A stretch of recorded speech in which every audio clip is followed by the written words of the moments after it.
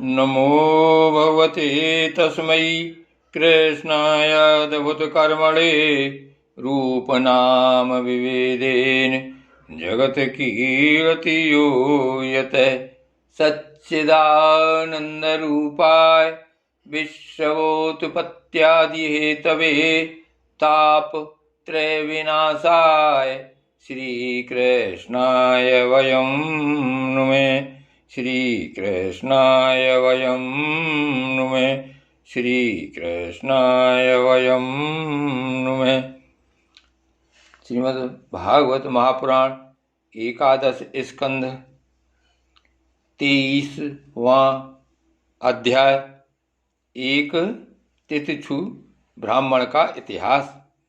श्री सुखदेव जी कहते हैं, परीक्षित, वास्तव में भगवान की लीला कथा ही श्रवण करने योग्य है।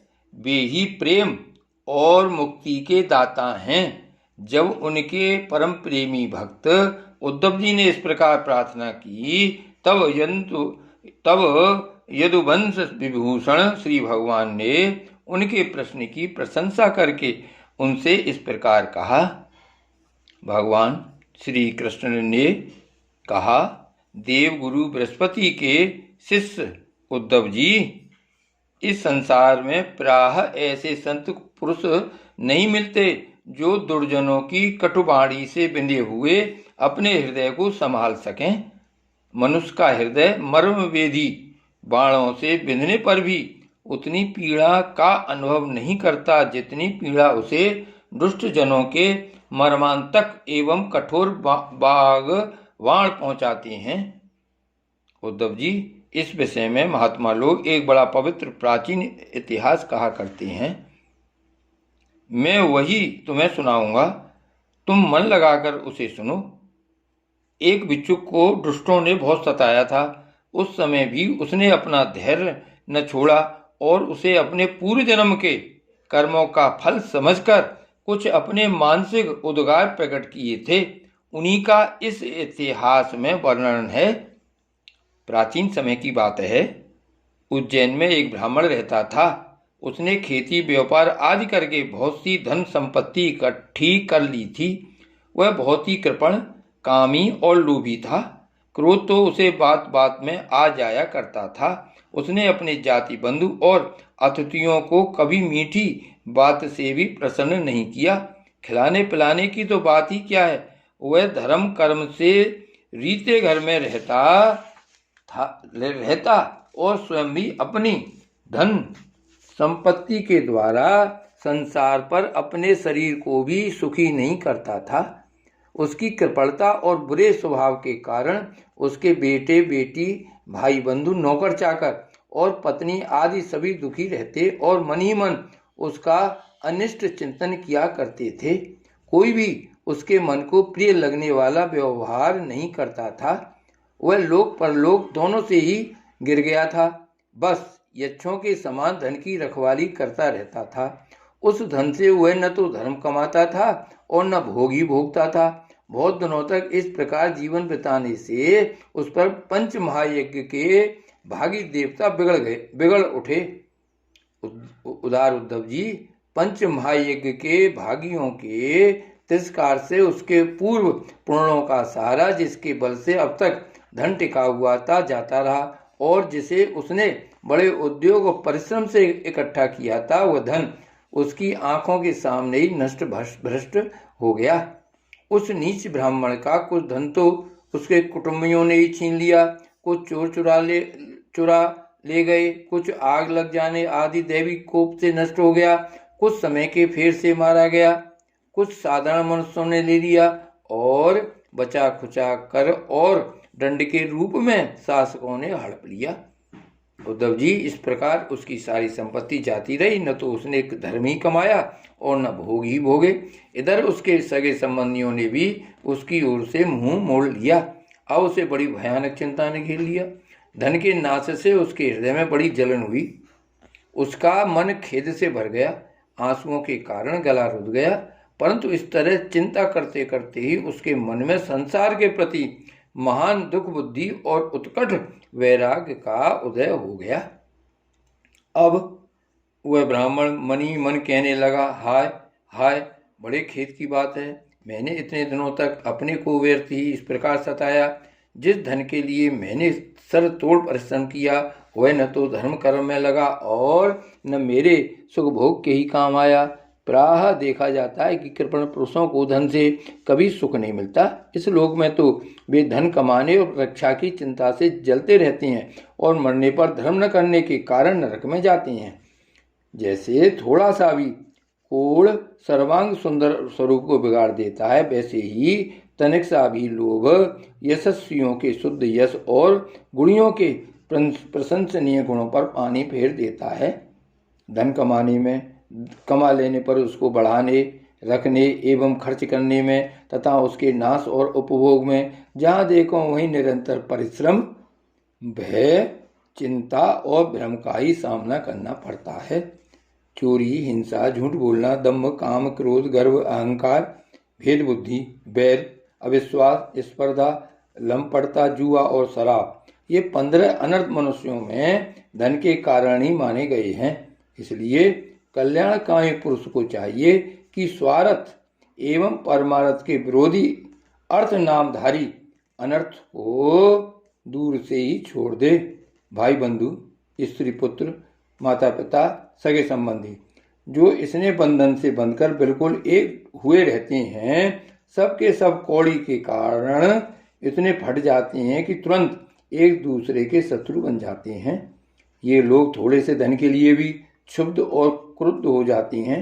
बात की बात में सौहार्द संबंध छोड़ देते हैं, आग लाग डांट रखने लगते हैं और एकाएक प्राण लेने देने पर उतारू हो जाते हैं।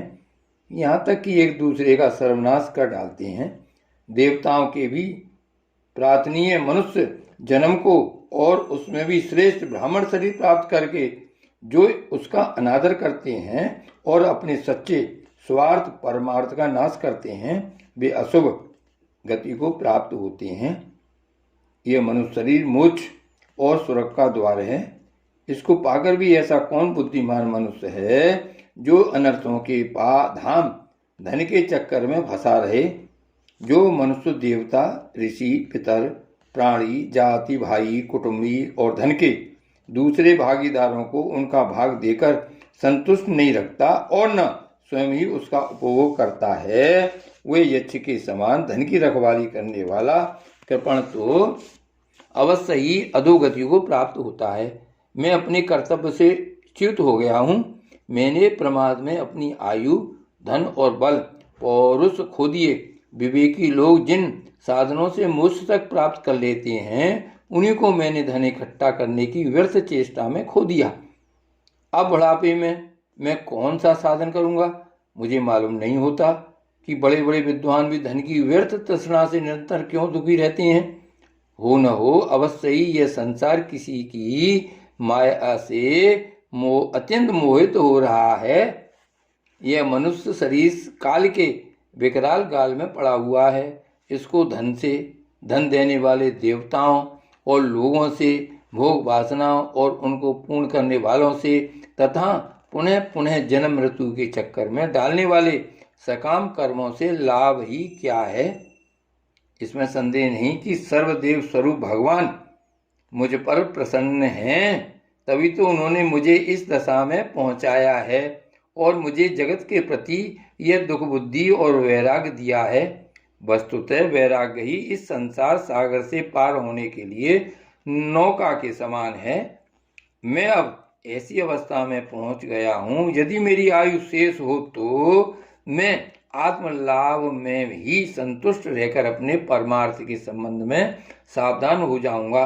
और अब तो समय बच रहा है, अब जो समय बच रहा है उसमें अपने शरीर को तपस्या के द्वारा सुखा डालूंगा। तीनों लोकों के स्वामी देवगण मेरे इस संकल्प का अनुमोदन करें। अभी निराश होने की कोई बात नहीं है, क्योंकि राजा खटवांग ने तो 2 घड़ी में ही भगवत धाम की प्राप्ति कर ली थी।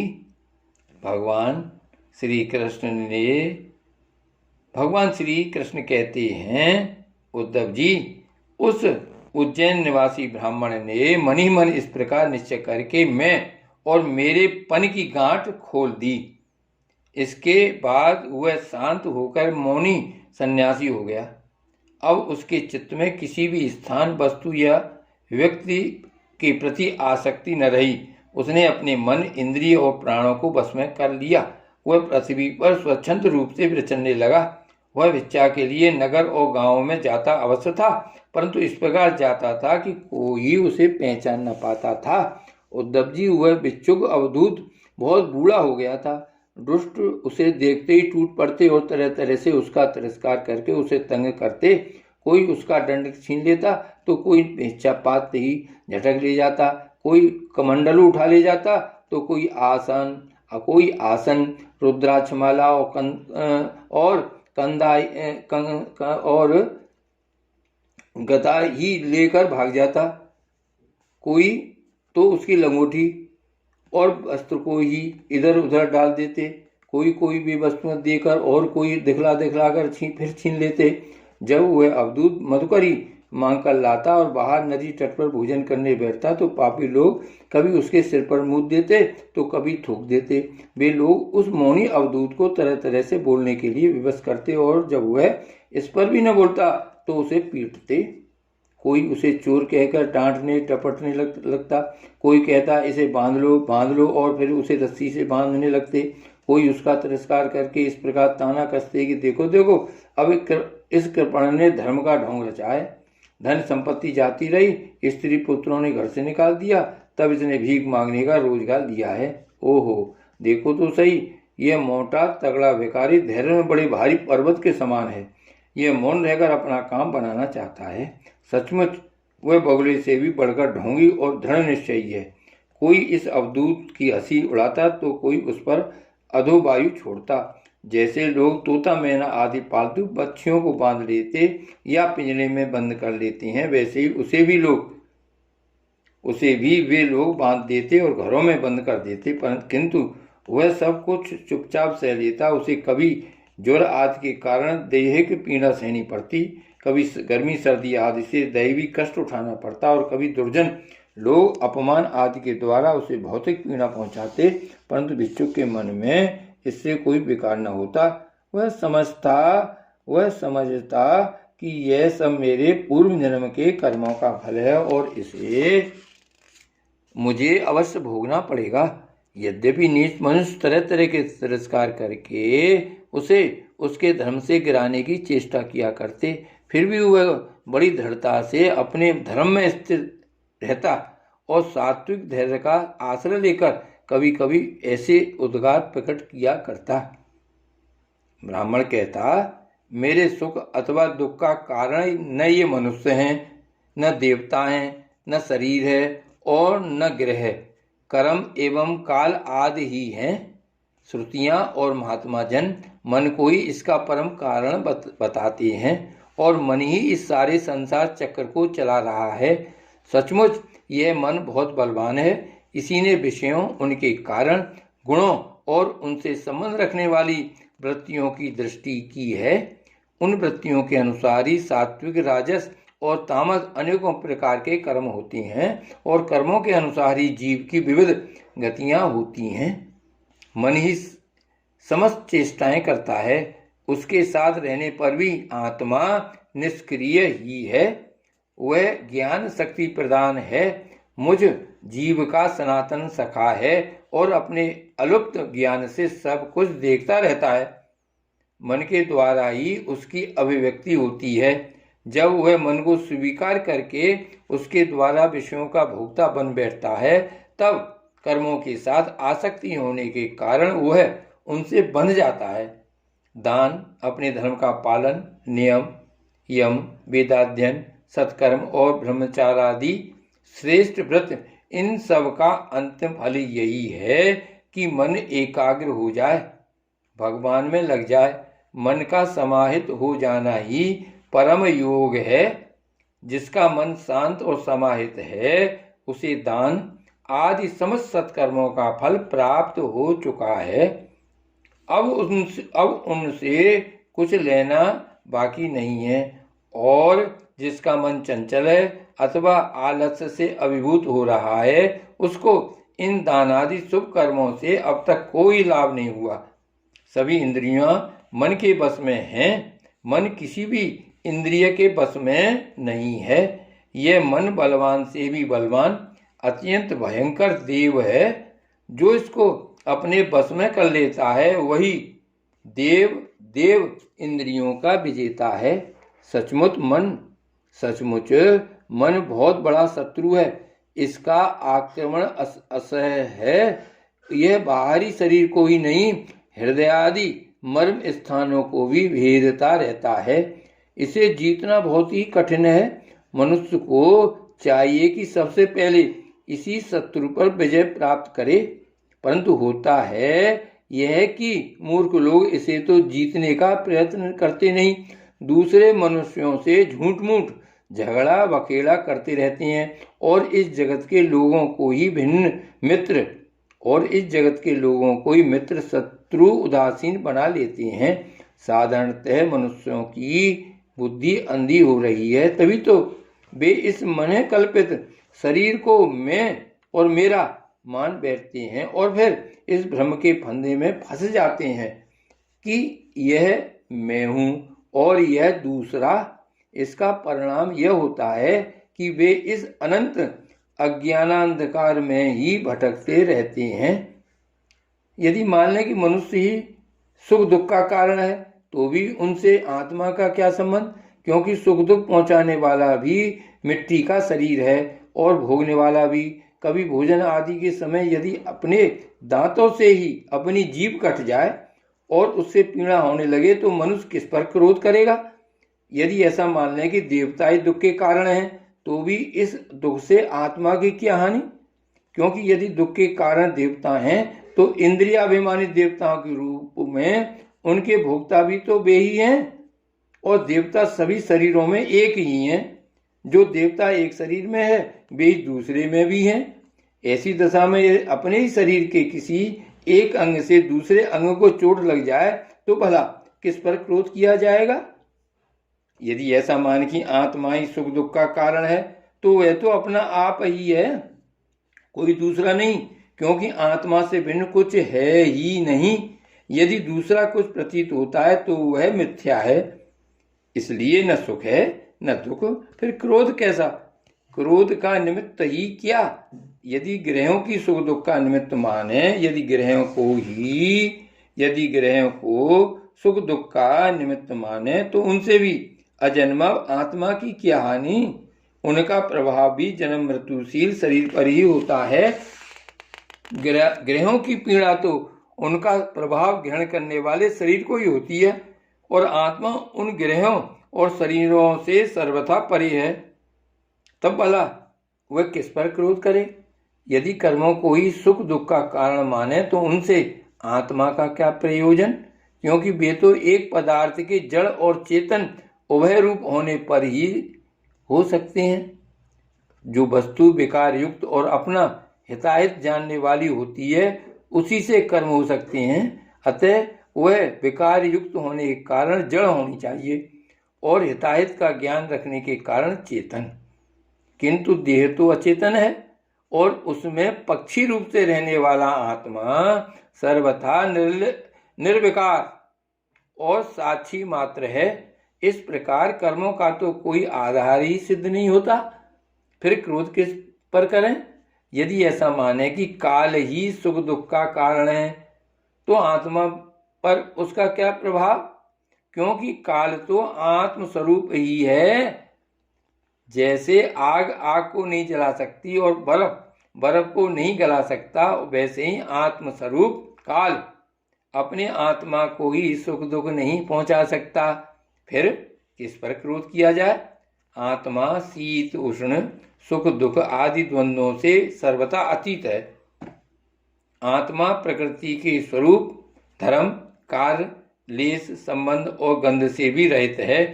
उसे कभी कहीं किसी के द्वारा किसी भी प्रकार से द्वंद्व का स्पर्श ही नहीं होता। वह तो जन्म मृत्यु के चक्कर में भटकने वाले अहंकार को ही होता है। जो इस बात को जान लेता है वह फिर किसी भी भय के निमित्त से भयभीत नहीं होता। बड़े बड़े प्राचीन ऋषि मुनियों ने इस आत्मनिष्ठा का आश्रय ग्रहण किया है। मैं भी इसी का आश्रय ग्रहण करूंगा और मुक्ति तथा प्रेम के दाता भगवान के चरण कमलों की सेवा के द्वारा ही इस दुरंत अज्ञान सागर को अनायास ही पार कर लूंगा। भगवान श्री कृष्ण कहते हैं, उद्धव जी, उस ब्राह्मण का धन क्या नष्ट हुआ, उसका सारा कलेश ही दूर हो गया। अब वह संसार से विरक्त हो गया था और संन्यास लेकर पृथ्वी में स्वच्छंद विचर रहा था।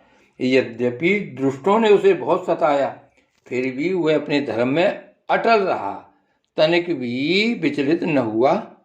उस समय वह मुनि अवधूत मन ही मन इस प्रकार का गीत गाया करता था, उद्धव जी, इस संसार में मनुष्यों को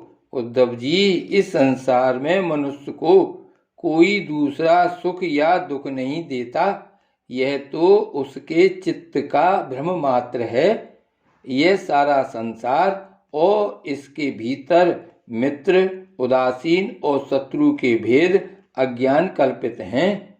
इसलिए प्यारे उद्धव, अपनी वृत्तियों को मुझ में तन्मय कर दो और इस प्रकार अपनी सारी शक्ति लगाकर मन को बस में कर लो और फिर मुझ में ही नित्य युक्त होकर स्थित हो जाओ। बस सारे योग साधन का इतना ही सार संग्रह है।